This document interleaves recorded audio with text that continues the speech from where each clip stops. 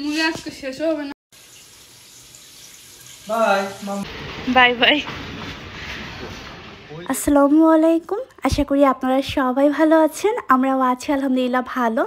নতুন একটি ভিডিও নিয়ে আপনাদের মাঝে হাজির হয়ে গেলাম। আমার ভিডিও যদি আপনাদের কাছে ভালো লেগে থাকে তাহলে অবশ্যই লাইক, কমেন্ট এবং চ্যানেলটি সাবস্ক্রাইব করে আমার পাশেই থাকবেন। সকালবেলা সাধারণত আমাদের নাস্তায় রুটি, পরোটা এগুলাই থাকে। তো আজকে নাস্তায় হচ্ছে ব্রেড, ডিম দিয়ে ভেজে নিচ্ছি একদম ঝটপট। তো ব্রেডের আসলে মেয়াদ শেষ হয়ে যাচ্ছিলো, তাই ভাবলাম সকালে নাস্তা করে এটা শেষ করে ফেলি। তো এখন সবারই খাওয়া শেষ, আমাদের খাওয়া শুধু বাকি। তো এই কারণে আমি আর আরশিয়া হচ্ছে নাস্তাটা করে নিব, এখানে রেডি করে নিয়েছি। তো আরশিয়া একটার মতো খাবে, কারণ এই পাউরুটির সাইজটা বেশ বড় ছিল। তো আমি 3টা ভেজে নিয়েছিলাম। খাওয়া দাওয়া শেষ করার পরে আমি একটু বেলকনিতে এসে গাছের যে শুকনো পাতাগুলো ছিল ওগুলো আর কি ছাঁটাই করে দিয়েছি আজকে। বেলকনিতে দেখা যায় যে গাছের যত্ন সেভাবে একটা নিতে পারি না। আগে গাছ আমার এত পছন্দ ছিল, মনে হয় আমি সারাদিন এই গাছের যত্ন নিয়েই ভিডিও দেখতাম, গাছের যত্নই করতাম। বাট আরশিয়া হওয়ার পর জীবনটা অনেক চেঞ্জ হয়ে গেছে। তো গাছের পাতা টাতা ছাঁটাই করে এখন একটু ঘরটা গুছিয়ে নিচ্ছি, কারণ আমাদের বাসার যে হেল্পিং হ্যান্ড আপা উনি অলরেডি চলে এসেছে। তো উনি আসার পরপরই হচ্ছে বিছানা টিছানা ঝাড়ু দিয়ে দিই, যাতে ঘর মোছার পরে ওরকম একটা ময়লা না হয়।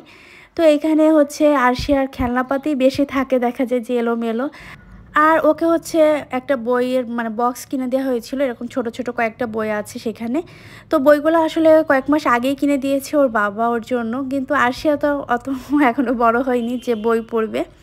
তারপরও যতটুকু পারে ওকে শেখানোর চেষ্টা করছি আমরা। ও আসলে বই পড়া থেকে এটা আসলে খেলা হিসেবে নিয়েছি, আর ও বই দেখলেই তাকে বের করে দিতে হবে পড়ার জন্য। পড়বে তো আর না, জাস্ট ওইটা নিয়ে খেলা করবে। তো আমি ঘরটা রেডি করে আমি দুপুরবেলা রান্নাও করে নিয়েছি। এখানে হচ্ছে পাতাকপি, আলু, পেঁয়াজের কলি ভাজি করেছি। এই সাইডে মুরগির মাংস রান্না করেছি আলু দিয়ে, আর হচ্ছে লাল শাক ভাজি। তো এটাই হচ্ছে আমাদের দুপুরবেলার লাঞ্চ। তো দুপুরবেলা আমরা খাওয়া দাওয়া শেষ করে নিয়েছি। আরশিয়াকে এখন ভাবলাম যে একটু দুধ গরম করে দিই, কারণ ও দুপুরবেলা তেমন একটা খাবার খায়নি। দুপুরবেলা বাসায় কেউই ছিল না, আমি, আমার ফুফাতো যে ননদ বেড়াতে এসেছে ও ছিল, আর আরশিয়া। তো আমরা খাবার খেয়ে আরশিয়াকে ভাবলাম যে একটু দুধটা গরম করে দিই ওকে। এখন যেহেতু ওর 2 বছর হয়ে গেছে, তো 2 বছর হওয়ার কারণে ওকে এখন কিন্তু আমি গরুর দুধ এরকম একটা বলক আসলে তারপরে ওকে আমি ঠান্ডা করে দুধটা ওকে খাওয়াই দিই।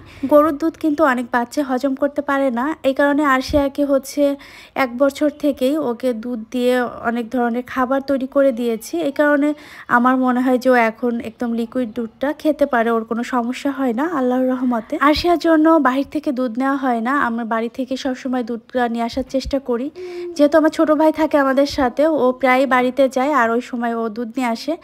আর এইবার ভাই আসলে পরীক্ষার কারণে যেতে পারেনি, আমার মামাতো ভাই এসে দিয়ে গেছে। এরকম করে আর কি বাসা থেকে আনা হয়। তো ওরা হচ্ছে 5 কেজি 10 কেজি এরকম করে এনে দেয়। তো এটা খুব বেশি দিন যায় না, কারণ হচ্ছে আমরাও খাই, আরশিয়াকেও দিই। আর কেন জানি আমার হচ্ছে এই লিকুইড দুধের চা বা কফি অনেক বেশি ভালো লাগে গুঁড়া দুধের থেকে। দুধটা বেশ গরম ঠান্ডা করে ওকে দিব। বিকালবেলা বেলকনিতে একটু আসলাম, গাছগুলা কেটে দেওয়ার পরে বেলকনিটা একদমই ফাঁকা ফাঁকা লাগছে। তো যাই হোক, মাঝে মাঝে যখন গাছে পানি দিই উপরে পাতাগুলোতেও পানি দিয়ে একটু পরিষ্কার করে দেওয়ার চেষ্টা করি, কারণ প্রচুর ধুলাবালি পড়তেছে। আর এখন যেহেতু শীতের সময়, বৃষ্টি নেই, একটু ধুলাটা বেশি। তো বাহিরে এই যে ছোট একটা মাঠের মতো, এখানে সবাই বিকালবেলা ফুটবল, ক্রিকেট খেলে, আর রাতের বেলা ব্যাডমিন্টন খেলে। ওদের চিল্লাচিল্লিতে মাঝে মাঝে দুপুরবেলা মানে খুবই আতঙ্ক লাগে, মনে হয় দুপুর আর রাত বলবো, মানে এই 2টা টাইমে এমন চিল্লাচিল্লি করে মনে হয় বাইরে কি না কি হয়ে গেছে। বিকালবেলা ননদদের কাছে আবদার করেছিলাম যে আমি একটু ঝালমুড়ি খাবো, কেন জানি শীতের সময় ভাজা পোড়া না খাইলে আমার চলেই না। ওদেরকে বলেছিলাম তো ঝালমুড়ি মাখাইতে, আসলে ঝাল আর মুড়ি দিয়েছে, ভুলে চানাচুর দিতে ভুলে গেছে। চানাচুর দিয়ে আসলে ঝালমুড়ি না মাখাইলে কেন জানি জমে না। তো যাই হোক, আমি বললাম যে চানাচুর তো দেওনি, তো ওরাও বলতেছে হ্যাঁ, মাখানোর পরে মনে হচ্ছিল কি যেন মিসিং, তো পরে মনে পড়ছে যে চানাচুরটাই মিসিং। তো এখন মাখানো শেষ, আর আমরা চামচ দিয়ে খাওয়ার জন্য চামচগুলো নিয়ে এসেছিলাম। এখন আমার মেয়ে এমনভাবে মানে বসছে খাওয়ার জন্য, মনে হচ্ছে ও চাইনিজ খেতে বসেছে, এরকম একটা অবস্থা। 2টা চামচই সে দখল করেছে। এরকমই হয়। যাই হোক, আমরা খাওয়া দাওয়া শেষ করেছি। এর ভিতরে শ্রাবণ ফোন দিয়েছে, কারণ আজকে হচ্ছে আমার ননদের মানে ওর চাকরির জয়েনিং। তো ও হচ্ছে পুলিশে চাকরি হয়েছে, ও হচ্ছে রাজারবাগেই পোস্টিং হয়েছে। সো এই কারণেই কিন্তু আমাদের বাসায় এসেছে। তো এখন যেহেতু পোস্টিং ওইখানে, এখন চলে যাবে। এই 2টা দিন থেকেছে, বাসায় কেউ আসলে না একটু ভরা ভরা লাগে, চলে যাবে আমার মনে হচ্ছে ফাঁকা ফাঁকা লাগবে। আর আরশিয়া তো এই 2টা দিন ফুপ্পি ফুপ্পি করে ওর পিছ পিছ ঘুরেছে। যাই হোক, চাকরির জীবনটা আসলে অনেক কঠিন, আর যেহেতু সরকারি চাকরি, এই জিনিসটা মনে হয় আরও বেশি কঠিন পরের অধীনে। তো যাই হোক, এখন ও রেডি হবে, রেডি হয়ে শ্রাবণ বলছে যে এসে ওকে নিয়ে যাবে চাকরিতে। আসলে ও যখন দাঁড়াইছিল কখনো হয়তো বা ভাবেনি যে চাকরিটা হয়ে যাবে, কিন্তু কোনো কিছু ছাড়াই চাকরিটা হয়ে গেছে। আর যেহেতু হয়েছে, তো সবাই বলছে ওকে চাকরিটা করার জন্য। তো আসলে নতুন জীবন বলতে গেলে, মা বাবাকে ছেড়ে 3টা মাস হচ্ছে ট্রেনিংয়ে ছিল, এখন নতুন আর এক জায়গায় এসেছে। জানি এই পথটা হয়তো বা অনেক বেশি কঠিন হবে, সবার সাথে আসলে অ্যাডজাস্ট করাটাও বেশ কঠিন। সবাই আমার এই ননদটার জন্য দোয়া করবেন যেন ওর সামনের পথগুলো খুবই সহজ হয়ে যায়। মা বাবা ছাড়া তো কখনো থাকা হয়নি, হঠাৎ করে 3টা মাস তো মা বাবা ছাড়া থেকেছে, তারপরে আবার এখন নতুন জীবন। যাই হোক, সবার জন্য দোয়া করবেন আপনারা যেন ও সব কিছু ভালোভাবে কাটিয়ে নিতে পারে। আমরা খাইতে আসি, এখানে হচ্ছে ঝালমুড়ি মাখা, তার আগে খাইছি চিপস আলুর, আর এখন খাওয়া হচ্ছে মিষ্টি। তো শ্রাবণ এখন চলে এসেছে, এসেই রিক্সা ডেকে এনেছে, এখন চলে যাবে। তো আমার ননদের জন্য আসলে আমি চাইছিলাম একটা ড্রেস কিনতে। তো শ্রাবণের এই কয়েকদিন এত বেশি বিজি ছিল যে আমি শপিংয়ে যাব সেই সুযোগটা হয়নি। সো এখন কিছুই করার নেই। ওকে চেয়েছিলাম যে কালকে সকালবেলা যাওয়ার কথা বলতে, বাট ওদের যেহেতু সিট দিয়ে দিবে, তো এই কারণে আজকে রাতেই চলে যাচ্ছে। তো এখন কিছুই করার নেই, টাকাটা দিয়ে দিতে হবে। সব থেকে ভালো হতো যদি ড্রেসটা কিনে দিতে পারতাম। আর এই যে এখন ব্যাগপত্র নিয়ে বের হয়ে যাচ্ছে।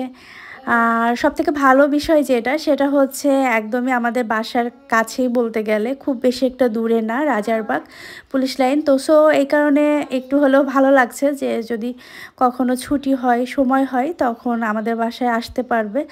মা বাবা ছাড়া আসলে পাশে যদি আত্মীয় স্বজন থাকে, তাদের মুখ দেখলেও মনে হয় ভালো লাগে।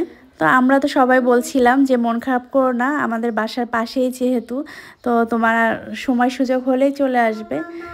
তো ও 2টা দিন আমাদের বাসায় ছিল, বাসাটা ভরা ভরা লাগছে, এখন চলে যাবে। সত্যি বলতে আমার খুবই মন খারাপ লাগছিল, জানি আরশিয়াও মিস করবে, কারণ আরিফা যখন ভার্সিটিতে ছিল বারবার ওকে ডাকছিল ফুপ্পি ফুপ্পি বলে, আর ও হয়তো বা আমাদের মিস করবে। তো আমার ননদ তো যেতে চেয়েছিল বিকালবেলা, যেহেতু ওদের সিট দিয়ে দিয়েছে, তো সব কিছু গুছানোর একটা ব্যাপার স্যাপার আছে। বাট শ্রাবণ মানে আসবে আসবে করে কাজের এত যে প্রেশার ছিল যে ও আসতেই পারিনি, মানে আস্তে আস্তে সন্ধ্যা পার হয়ে গেছে। তো এখন রিক্সা করে চলে যাবে। আমি বলতেছিলাম যে বাইক নিয়ে যেতে, কিন্তু রাস্তায় নাকি হিউজ জ্যাম। তো জানি না, এইটুক রাস্তায় এমনিতেও অনেক পরিমাণে জ্যাম থাকে, কতটা সময় লাগবে যেতে। তো বললাম সাবধানে যেতে। তো সবাই কাছ থেকে বিদায় নিয়ে এখন চলে যাচ্ছে। সবাই আমার ননদটার জন্য দোয়া করবেন। আজকের ভিডিওটা এখানেই শেষ করছি। আল্লাহ হাফেজ।